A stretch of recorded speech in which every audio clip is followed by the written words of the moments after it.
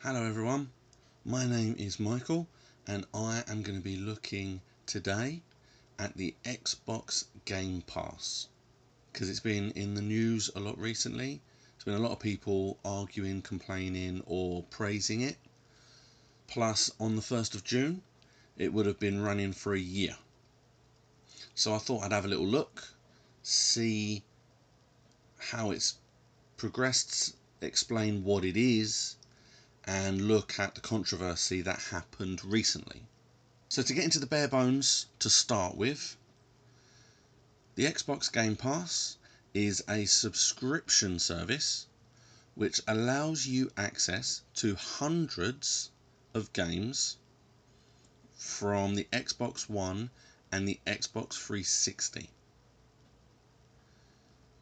Now it is accessible through the Xbox One, but for those who are PC users, there are some Play Anywhere games, but rather than hundreds, you currently have access to 8. And I mean, those games don't look too bad, but they're not the hundreds that Xbox One users receive. Yes, their logos advertise hundreds of games. I mean, there's definitely quantity over quality. A lot of the games probably wouldn't even be interested in. But they do have some very, very solid titles that are fun and have a lot of replay value in them. For example, games like Bioshock 1, 2 and 3, Darksiders 1 and 2, and with Darksiders 3 on the horizon, you can brush up on the previous 2 games. Dead Island, the Definitive Edition, just to name a few. And if it's fun indie puzzle type games that you are into, they have those too. Games like Braid, Toy Soldiers, This War of Mine and Limbo. Now there are 2 very positive points in relation to the Game Pass. Now the first one is multiplayer with friends.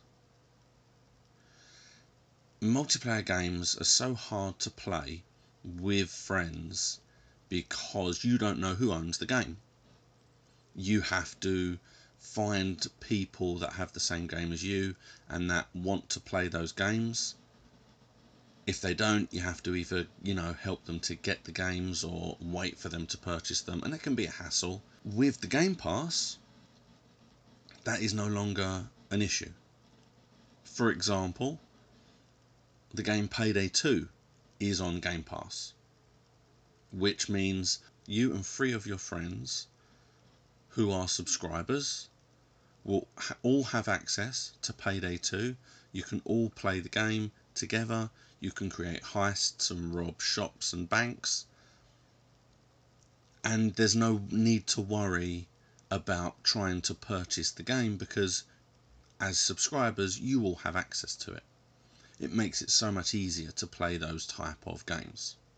But the second really positive point is the one that has put the Game Pass in the news recently, and that is all first party exclusives are available on the Game Pass.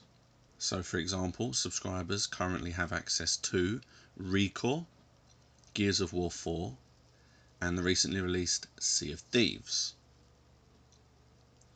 And going forward, Microsoft have stated that all first party exclusives will be available on the day of release, like the upcoming State of Decay 2, which will be out later this month. Now, they have specified first party exclusives. Obviously what that means is only games that are published by Microsoft. Now, that does mean some exclusives aren't included, as can be seen by the exclusion of Cuphead. Obviously Cuphead is a Microsoft exclusive, but it is not on this list. And for me, that I feel is the one thing they need to probably work on, because having to specify what kind of exclusives are available, it feels a little bit. They probably do need to just have all exclusives on the Game Pass to really help boost the popularity. But it was in the news recently because of the exclusive game Sea of Thieves. Like we said, the Game Pass has been available for almost a year now, but their numbers exploded for Sea of Thieves. People realised that they didn't have to pay £15, £20, £25 for the game. They could just pay £1 in the UK and subscribe to the Game Pass and gain access to Sea of Thieves. And it was one of the biggest talked about exclusives because so many people wanted to be a pirate. But the reason it was in the news was much more on a negative tone. I don't think people have given the Game Pass, or Sea of Thieves for that matter, a decent shot. I think the problem was expectation. I think a lot of people expected Sea of Thieves to be a lot more substantial. And when the game, as it currently is, was largely a multiplayer fighting game. It's just groups of players playing on ships, doing the same kind of missions and fighting each other.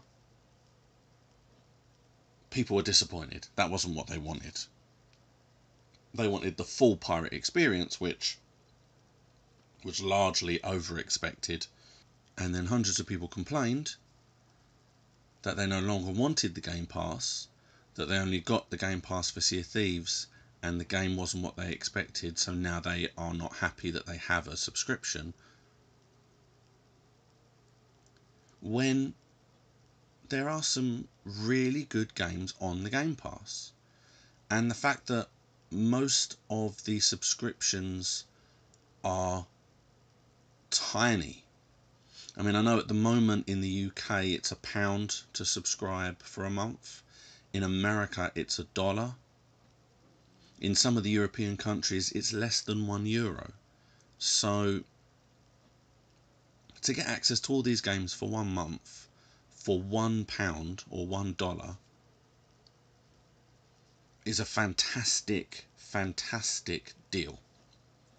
And even if Sea of Thieves isn't what you expected, well, that's fine. Go and play Payday 2. Go and play Gears of War 4. Or Halo Wars. You know, there are loads of... I wouldn't say hundreds, because I think there's an awful lot of games there that you wouldn't be interested in. But there are plenty of games that you will be, and that you can play for the month that you have a subscription for. That is a quick look at the Xbox Game Pass.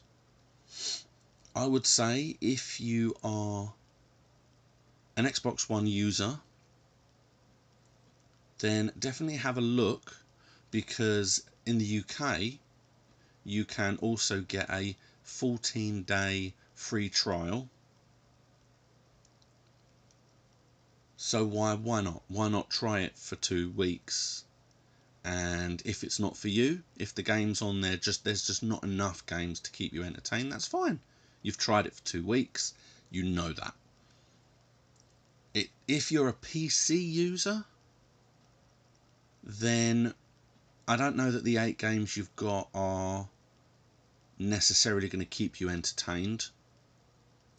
The 3 main ones out of the 8 are Sea of Thieves, Gears of War 4 and ReCore.